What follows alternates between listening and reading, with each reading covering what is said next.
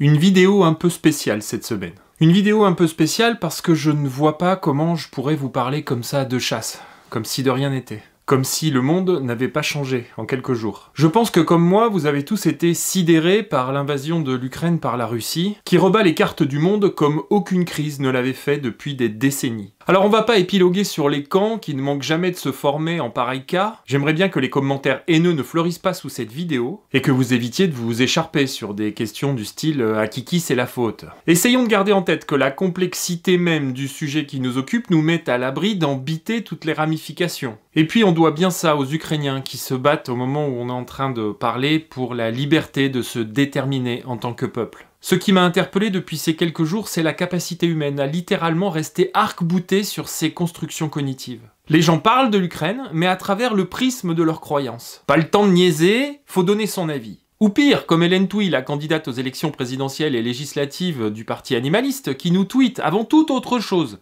un machin anti-foie gras le matin même de l'invasion russe. Cette personne qui pleure à longueur de journée sur ses parrainages, et qui veut représenter tous les Français, s'est levée ce matin-là, a pris connaissance de l'actualité, et a décidé de tweeter que le foie gras c'est pas bien. Mais quel niveau de déconnexion faut-il avoir pour faire une chose pareille ? Alors elle a tweeté 45 minutes plus tard son soutien au peuple ukrainien. Mais ça, c'était après les canards.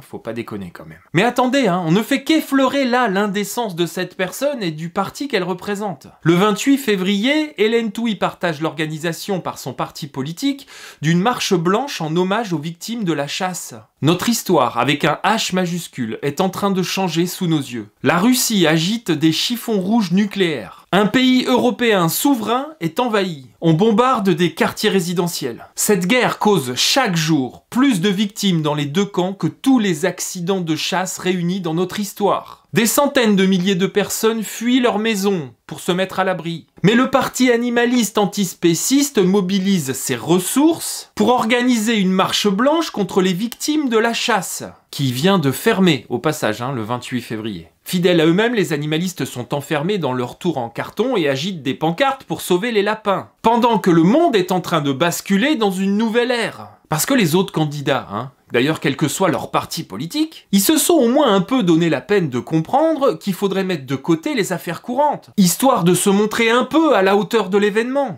Bon alors avec plus ou moins de bonheur d'ailleurs, mais enfin ils l'ont fait, ils ont compris. Vous voyez, je vais pas parler de mon plan de restructuration des universités là maintenant. C'est d'abord inaudible et puis c'est pas bien. Alors pourquoi je vous raconte tout ça ? Parce que ça en dit long sur le degré d'endoctrinement de ces gens et sur la dangerosité qu'ils représentent au niveau politique. Et qu'on vienne pas me raconter que c'est monothématique et que c'est pour ça. L'humanisme, ça a pas de thématique. Il y a des degrés de décence, vous voyez ? On ne peut pas partager l'image d'un poisson mort et s'en émouvoir, alors que notre monde bascule dans l'horreur et qu'on retire des corps, des gravats à 1000 km de nos frontières. Ça se fait pas, c'est de la merde, c'est tout. Parce que moi, naïvement, j'avais pensé qu'on allait faire une trêve, qu'on allait tous regarder dans la même direction pendant un moment, quitte à redéfourailler plus tard. Mais non, manifestement, il y a pas d'heure pour l'indécence. Ce parti est définitivement relégué à l'anecdote. Et pour longtemps. Vous les imaginez 2 secondes, alors que le regard du monde entier est tourné vers l'Ukraine. En train de défiler avec des pancartes contre la chasse. Parce que oui, leur truc au parti animaliste, c'est l'interdiction de la chasse. Donc les gens qui meurent à la chasse, c'est une opportunité pour eux d'interdire la chasse. C'est un levier, quoi. S'ils étaient dotés d'un minimum de bon sens, ils verraient que le moment historique que nous vivons réclame de hiérarchiser un peu ces indignations, au lieu de se taper la tête contre le grillage comme une poule qui veut passer de l'autre côté. Enfin, s'il y a au moins un truc qui est sûr, c'est que leur machin va faire pchit. Va encore y avoir 3 clampins autour d'une pancarte et le reste du monde pour s'en cogner. Je vais vous dire un truc. En ces temps d'incertitude, où des fous sont encore capables d'envahir des pays, quand je vois notre niveau de militarisation européenne et le fait que les États-Unis sont un peu en train de regarder ailleurs, quand je vois le rapport du GIEC qui nous promet l'apocalypse, je suis heureux d'avoir les connaissances synégétiques que j'ai, parce que je saurais toujours mettre des protéines sur la table. Quand je vous dis que le monde a changé, c'est au niveau de nos certitudes d'occidentaux. Bien à l'abri dans nos tours d'ivoire, on pensait que rien ne pouvait nous arriver, que notre mode de vie était préservé pour 1000 ans.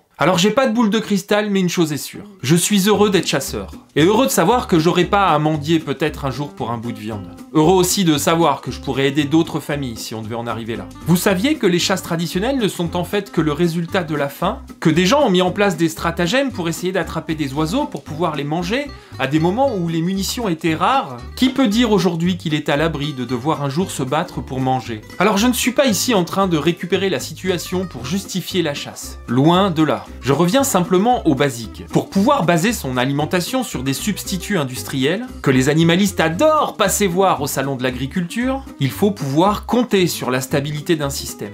Or, cette stabilité, aujourd'hui, je ne la vois plus. Je vois potentiellement des millions de citadins qui dépendent d'un système qui vacille, et qui sont à la merci d'un potentiel fou à l'autre bout de la planète, ou même d'une simple crise énergétique majeure. Sans pétrole, les villes ne sont plus approvisionnées en quelques jours, et on verra des gens errer dans les campagnes à la recherche de nourriture. Parce que oui, je vous donne un scoop. Pour que vous puissiez aller chercher vos carottes bio en vélo électrique, il a fallu qu'un gros camion diesel les transporte de leur lieu de culture jusqu'au petit magasin bio de Saint-Germain-des-Prés. Vous trouvez que j'y vais fort?